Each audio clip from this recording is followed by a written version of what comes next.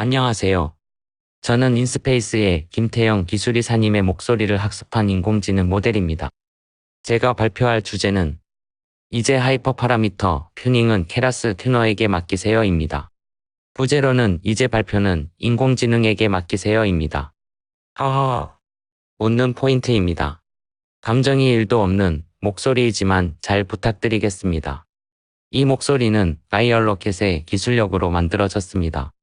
라이얼로켓에서 만든 특제 대본을 가지고 만든 20분간의 김태영님의 목소리를 모델에 학습한 뒤 학습한 모델에 스크립트를 입력하면 김태영님의 목소리를 만들어내는 식입니다. 해외 출장 중이었던 김태영님은 소음 없이 목소리를 녹음하기 위해 이 더운 날 침대에서 이불을 덮어쓰고 밤새 학습했다고 합니다. 허허허. 웃는 포인트입니다. 본 세션은 전체 트랙에서 동시에 발표가 진행되며 실제 사람인 김태영이 돌면서 여러분께 얼굴을 비칠 예정입니다. 인공지능과 실제 사람이 콜라보레이션을 하면서 트랙을 넘나들며 전체 참가자들과 인사를 나누는 최초의 발표가 되지 않을까 합니다. 그럼 본격적으로 발표를 시작하겠습니다. 딥러닝에 입문하여 어느 정도 모델을 구성할 수 있다면 그 다음 고민은 어떻게 이 모델을 튜닝해서 성능을 높일까입니다. 이 과정을 하이퍼 파라미터 튜닝이라고 하는데 모델을 구성하는 여러 요소 중에 최적의 요소값을 찾아내는 과정을 말합니다. 케라스 모델을 쉽게 튜닝하는 프레임워크를 구글에서 개발했다고 하니 살펴보도록 하겠습니다. 먼저 간단한 컨볼루션 신경망 모델을 살펴보겠습니다. 에미스트라고 불리는 숫자 손글씨를 분류하는 케라스의 시퀀스 모델로 구성된 간단한 신경망입니다. 레이어의 설정 및 레이어의 층구조에 따라서 모델의 성능이 달라지는데 변경해 볼 수 있는 요소를 하이퍼 파라미터라고 하고 이를 하이퍼 파라미터 튜닝이라고 합니다. 그럼 먼저 하이퍼 파라미터를 살펴보겠습니다. 컨볼루션 레이어인 컨브2D에서는 필터의 수 32와 필터의 사이즈 3 곱하기 3이 성능에 영향을 미칩니다. 덴스 레이어의 출력 뉴런 수인 20과 드랍아웃 레이어의 드랍 비율인 0.2가 하이퍼 파라미터가 되겠네요. 그리고 이 조합의 은닉층을 여러 번 쌓을 수도 있기에 몇 번 반복하느냐도 모델 구성에 중요합니다. 참고로 마지막 출력층은 하이퍼 파라미터가 없습니다. 분류의 수인 10과 출력층의 활성화 함수는 풀고자 하는 문제에 따라 정의되는 것입니다. 마지막으로 구성한 네트워크의 오브젝티브 펑션과 옵티마이저를 달아주는데 최적화하기에도 여러 설정을 할 수 있습니다. 여기서는 아담을 사용했고 학습율인 0.001이 학습 성능에 영향을 미칩니다. 주요 하이퍼 파라미터에게 별칭을 붙여보겠습니다. 하이퍼 파라미터들을 우리가 붙인 별칭으로 교체하겠습니다. 각 하이퍼 파라미터마다 탐색 범위를 지정합니다. 먼저 하이퍼 파라미터 탐색 범위를 지정한 코드와 별칭을 사용한 모델을 모델 언더바 fn이란 함수로 만듭니다.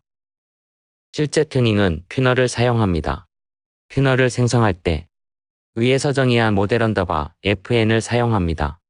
큰 개념을 알아봤으니 구글 콜앱을 이용해서 몇 가지의 예제를 돌려보겠습니다. 구글 콜앱은 어딘가에 있는 서버에서 구동이 되기 때문에 케라스 튜너 패키지를 사전에 설치를 해야 합니다. 구글 콜앱 셀에서 시스템 명령을 실행하기 위해서는 느낌표를 사용하면 됩니다. 느낌표를 사용해서 pip 인스톨 명령을 실행해 보겠습니다. 제대로 동작이 된다면 케라스 튜너 깃허브에서 구글 서버에 다운로드를 받은 후에 자동으로 필요한 패키지가 설치됩니다. 본격적으로 실습을 해보기 전에 케라스 레이어, 넘피 케라스 튜너 등 필요한 패키지를 가져옵니다. 에미스트는 케라스에서 제공하는 함수를 이용해서 쉽게 로딩을 할 수 있습니다. 훈련셋과 검증셋으로 나누고 시간관계상 훈련셋을 10,000개만 사용해 보겠습니다. 먼저 빌드 언더바 모델이라는 함수를 통해서 모델을 만들어 봅니다. 이 함수의 인자로는 AHP가 있습니다. 이 AHP를 통해서 하이퍼 파라미터 범위를 정할 수 있습니다. 예를 들어 이 문장처럼 정의를 한다면 유니츠라는 이름의 변수의 값 지정을 32에서 512까지 32 단위로 하겠다는 뜻입니다. 그러면 빌드 언더바 모델의 함수 내부를 살펴보겠습니다. 먼저 케라스의 시퀀셜 생성자를 통해서 모델을 하나 생성합니다. 28 곱하기 28인 2차원 입력을 1차원으로 바꾸는 레이어를 모델에 추가합니다. 이 레이어는 단순히 2차원 엠리스트 샘플을 1차원으로 바꿔주는 역할을 합니다. 반복문이 하나 보이는데요. 이는 레이어 수의 범위를 지정하는 것입니다. 즉 덴스 레이어의 수를 2개부터 20개까지 범위를 지정한다는 의미입니다.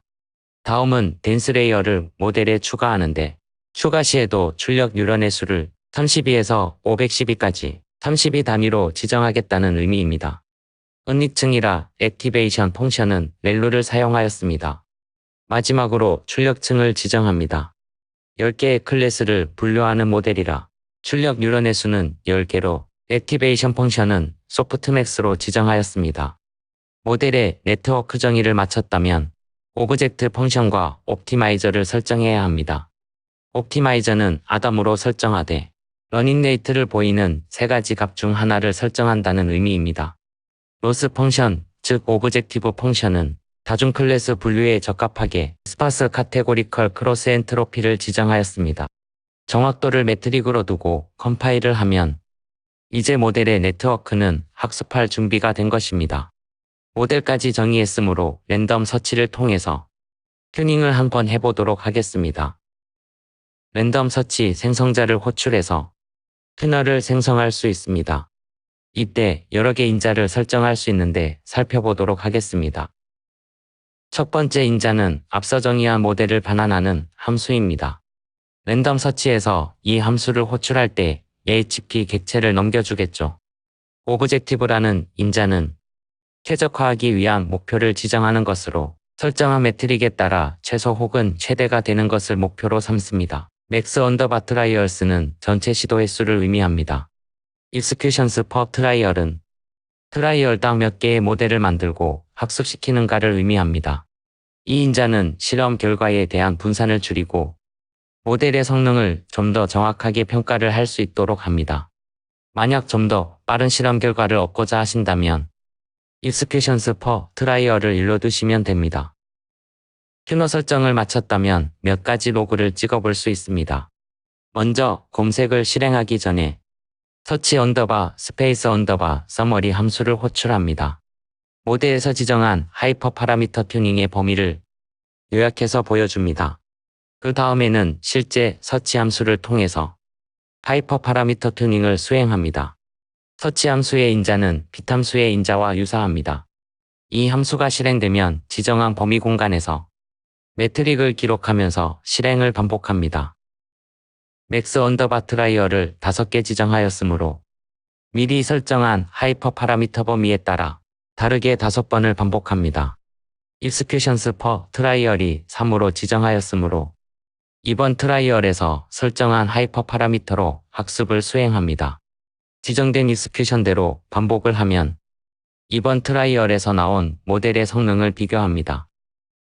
첫 번째 트라이얼에서는 한 번밖에 수행을 하지 않았으므로 베스트 모델과 현재 모델은 동일한 결과를 갖습니다.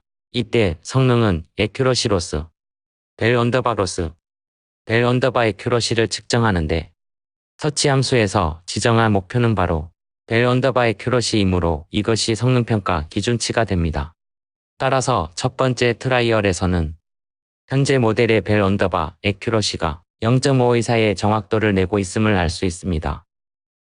두 번째 트라이얼을 보겠습니다. 로그는 비슷한 형식으로 나옵니다. 두 번째 트라이얼에서 벨 언더바 에큐러시가 현재 0.8097이 나오므로 현재까지는 최고의 모델임을 알 수 있습니다. 세 번째 트라이얼을 보겠습니다. 세 번째 트라이얼에서 벨 언더바 에큐러시가 현재 0.9202가 나왔으므로 또 베스트 모델 기록을 갱신합니다. 갱신할 때마다 좋은 의미이므로 녹색으로 표시됩니다. 네 번째 트라이얼을 보면 이번에는 현재 모델의 벨 언더바 에큐러시가 0.113으로 현저하게 떨어졌습니다. 빨간색으로 표시되고 베스트 모델은 세 번째 트라이얼 모델 결과로 유지됩니다. 마지막 트라이얼의 벨 언더바 에큐러시를 보면 0.926으로 최고의 성능이 나왔습니다. 따라서 현재 모델이 베스트 모델로 갱신됩니다. 리절트 언더바 서머리 함수를 호출하면 다음의 로그가 출력됩니다. 총 몇 번의 트라이얼을 했는지, 총 몇 번을 실행했는지, 그리고 지정한 목표 성능으로 최고치가 얼마였는지 출력됩니다. 이렇게 튜너를 통해 찾은 모델을 얻고 싶다면 get best models라는 함수를 호출하면 됩니다. 다른 예제도 살펴보겠습니다. 하이퍼모델이라는 것을 사용하면 좀 더 쉽고 재사용성이 높은 하이퍼모델을 만들 수 있습니다. 간단하게 하이퍼모델을 상속받은 후 빌드 함수만 재정의하면 됩니다. 하이퍼모델을 임포트한 다음 하이퍼모델을 상속받아 my 하이퍼모델 클래스를 정의합니다. 생성자에는 분류할 클래스 개수를 지정합니다. 빌드 함수에는 이전에 본 내용과 크게 다르지 않습니다. 내가 정의한 my 하이퍼모델을 사용하기 위해서 클래스 수를 지정하여 생성자를 호출합니다. 이렇게 만든 하이퍼모델 객체를 랜덤 서치 생성자 인자로 삽입하면 튜너가 생성됩니다. 이후는 동일하게 튜너의 서치 함수를 호출하면 하이퍼 파라미터 서치를 시작하게 됩니다. 다음으로 튜너블 모델을 살펴보겠습니다. 케라스 튜너에는 이미지 처리에 적합한 하이퍼레즈넷과 하이퍼 엑셉션 모델이 내장되어 있습니다. 이 두 가지 모델의 로스는 카테고리컬 크로스 엔트로피와 매트릭은 정확도로 지정되어 있습니다. 그중 하이퍼레즈넷 예제를 살펴보겠습니다. 입력 영상이 가로 128, 세로 128 채널이 3개이고 10개의 클래스를 구분하는 하이퍼레즈넷 모델을 하나 생성했습니다. 이 모델을 하이퍼밴드 생성자 인자로 넘겨서 튜너를 생성합니다. 이번에는 랜덤 서치가 아니라 하이퍼밴드를 사용하였습니다. 하이퍼밴드는 밴딧 기반의 하이퍼 파라미터 최적화 방안으로 2016년에 구글에서 발표한 것입니다. 컴퓨팅 자원이 별로 없을 때 랜덤 서치에 비해 좋은 성능이 나온다고 합니다. 현재 케라스 튜너에서 지원하는 것이 랜덤 서치와 하이퍼밴드로 두 가지입니다. 그 다음에는 동일하게 튜너의 서치 함수를 호출하여 하이퍼 파라미터 튜닝을 시작합니다. 이러한 인터페이스가 활성화된다면 웬만한 모델은 이제 튜닝 가능한 모델이 배포가 되겠죠. 지금까지 발표를 들어주셔서 감사드립니다. 이로써 두 번째 함께하는 딥러닝 컨퍼런스의 일정은 모두 마쳤습니다. 더운 날 멀리서 오시느라 정말 고생 많으셨습니다. 행사에 서툰 것이 있었더라도 너그러이 웃어주시고 즐겁게 소통하는 하루가 되었기를 바랍니다. 내년 이맘때에 세 번째 함께하는 딥러닝 컨퍼런스에 다시 뵙겠습니다. 오늘 하루를 위해서 며칠 동안 고생하신 연사분들과 서포터즈 그리고 여러분 자신에게 큰 박수 부탁드리겠습니다.